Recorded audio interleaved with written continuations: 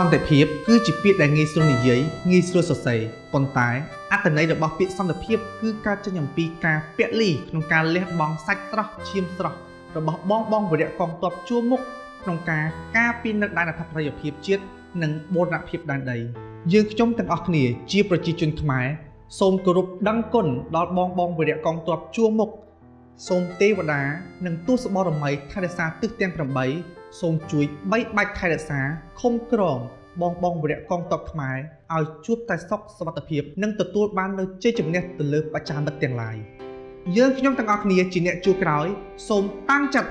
បដិញ្ញារួបរวมកម្លាំងគ្នាជាធ្លុងមួយក្នុងការផ្ដល់កម្លាំងចិត្តនិងជឿជាក់ទៅលើរាជរដ្ឋាភិបាលក៏ដូចជាជឿជាក់ទៅលើបងវីរៈកងទ័ពសូមឲ្យកម្ពុជាទទួលបាននូវសន្តិភាពសន្តិសុខនិងរួចផុតពីការឈ្លានពានបំសាហារភពផុសមួយនេះកម្ពុជាស្រឡាញ់សន្តិភាពកម្ពុជាមិនត្រូវការសង្គ្រាម